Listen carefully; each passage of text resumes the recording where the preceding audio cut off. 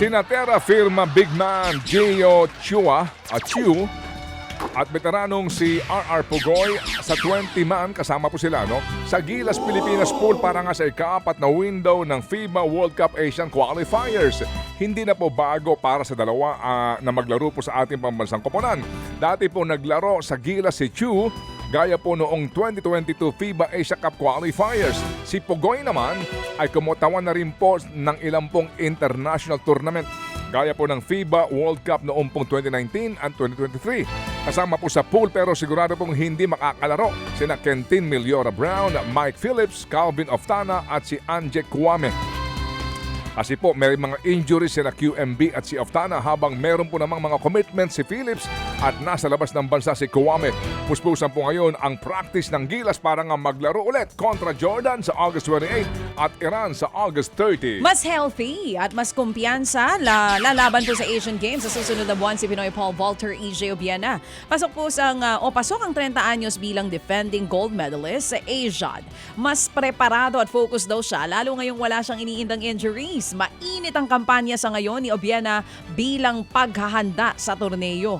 8 ginto ang napanalunan niya ngayong 2026 season. Pinakahuli ang sa Golden Sand 2026 Poland kung saan nakapagtala siya ng 5.91 meters. So yung nabanggit ko kahapon sa atin ni Sir Ricky. Oo. Sabi niya, ano Ted, gusto niyo ba manood sa Asian? Oo, sabi niya. Naalala mo. Sir Ricky, good morning. At sa kanya mga staff, good morning po sa inyo. Opo, araw-araw lagi daw nakikinig. Nakikinig sa atin. Thank you very much po. Salamat na marami. Positibo po naman ang Philippine Olympic Committee na malalampasan ng Team Pilipinas ang dami ng gintong napanalunan sa Asian Games noong 2023. Nanalo po ng 4 na ginto ang bansa sa huli pong edisyon ng ASEAN sa China.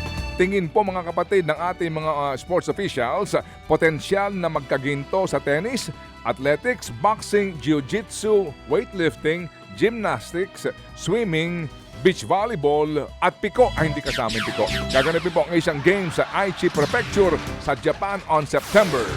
Samantala sa kauna-unahang pagkakataon, isang kupunan mula po sa Maharlika Pilipinas Basketball League ang kakatawan sa bansa sa East Asia Super League. Ilalaban po ang MPBL ang champion team Abra Weavers sa 2026-2027 EASL season. Inanunsyo kahapon ang partnership ng MPBL at EASL. Kabilang sa roster ng Weavers ang magkapatid na sina Dave at Sean Ildefonso, sina DJ Fenner at JD Kagulangan at Jake Figueroa. Lalabanan nila ang ilang champion teams mula sa Japan B-League, Korean Basketball League, Taiwan P-League at All Macau Basketball Silver Medal League. Kahapon, naglaro po ng tune-up game ang Abra kontra sa KBL team Olsen Mobies Phoebus. Natapos ang laro ng tabla sa 80 ang kanilang final score. Ito pa ang isa na first. Nakuha po ng Pilipinas ang kauna-unahang ginto sa Asian Open Short Track Speed Skating Trophy sa India. Kampiyon ang 13 anyos na si Kirsten Fernandez sa Junior C Girls 1,000 meter event. Nagtala po ng oras na 1 minute and 44.307 seconds sa final si Fernandez. Banggaling.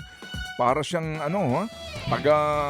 Arctic Silver ho naman ang pambato ng Indonesia na si Matsuri Kinashi, habang bronze naman si JC Yong ng Hong Kong. Mga kapatid, patuloy po kayong tumutok sa 105.9 True FM para sa totoong balita, impormasyon, music and entertainment. Mag-subscribe sa aming YouTube channel at podcast at sundan nyo kami sa Facebook, Instagram, X at TikTok sa True Network PH. Bisitahin din po ang aming official website, truefm.ph. At panoorin din kami sa True TV Signal, Channel 19. Kami po ang 105.9 True FM. Laging true sa'yo, kapatid.